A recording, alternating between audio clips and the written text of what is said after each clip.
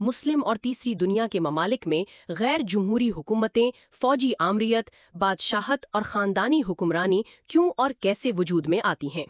ایسے ممالک میں یہ نظام اس لیے پنپتے ہیں کیونکہ وہاں مخصوص سیاسی، سماجی اور تاریخی عوامل جمہوری اداروں کی ترقی کو روک دیتے ہیں۔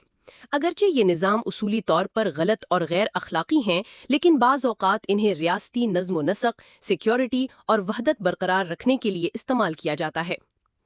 پہلا اہم عنصر ریاستی اداروں کی کمزوری ہے۔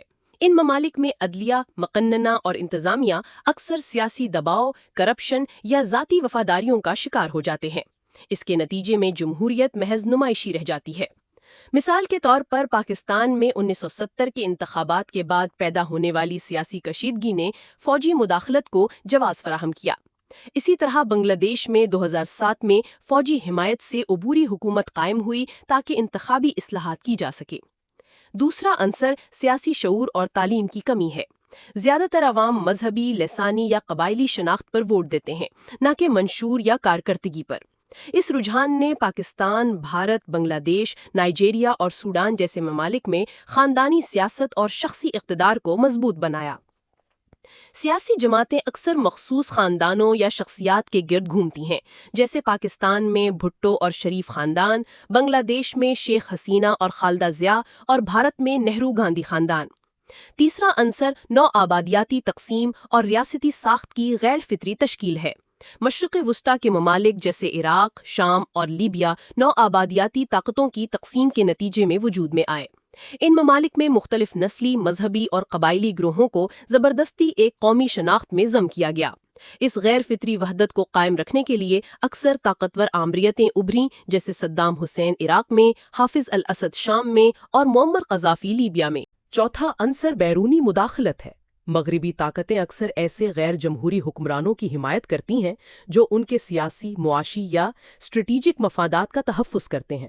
امریکہ نے مصر میں حسنی مبارک، ایران میں رضا شاہ، سعودی عرب میں آل سعود اور پاکستان میں جنرل مشرف جیسے حکمرانوں کو بھرپور سہارا دیا۔ اس سے یہ تاثر پیدا ہوتا ہے کہ عالمی طاقتیں جمہوریت سے زیادہ استحکام اور اپنے مفادات کو اہمیت دیتی ہیں۔ پانچواں عنصر مذہب اور سیاست کا تعلق ہے۔ مسلم دنیا میں مذہب ایک طاقتور سیاسی ہتھیار ہے۔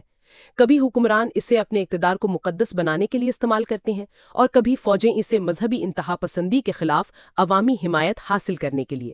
سعودی عرب میں بادشاہت نے مذہبی علماء کو ساتھ ملا کر اپنے اقتدار کو مذہبی حیثیت دی، جبکہ مصر میں فوج نے اخوان المسلمون کی حکومت کا تختہ الٹ کر سیکولر استحکام کے نام پر اقتدار سنبھال لیا۔ تاریخ یہ بتاتی ہے کہ جہاں جمہوریت مضبوط ہوتی ہے، وہاں معاشی ترقی، سائنسی ترقی، انسانی حقوق اور سماجی مساوات بہتر ہو جاتی ہے۔ جاپان، جنوبی کوریا، تائیوان اور جرمنی نے جنگ اور آمریت کے بعد جمہوری اصلاحات کے ذریعے ترقی کی۔ اس کے برعکس طویل آمریتن جیسے لیبیا، شام اور مصر نے سیاسی استحکام کی بجائے بغاوت، خانہ جنگی اور سماجی انتشار کو جنم دیا۔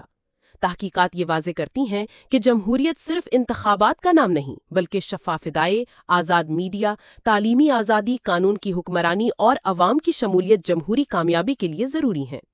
جب یہ عناصر موجود نہ ہوں تو غیر جمہوری قوتیں آسانی سے اقتدار پر قابض ہو جاتی ہیں اور عوام کو خوف، مذہب یا ترقی کے وعدوں کے ذریعے خاموش کر دیتی ہیں۔ آخر کار، اگرچہ ان ممالک میں غیر جمہوری حکومتیں وقتی استحکام یا ترقی کا تاثر دے سکتی ہیں، لیکن طویل مدتی اعتبار سے یہ معاشروں میں علمی، معاشی اور اخلاقی زوال کا باعث بنتی ہیں۔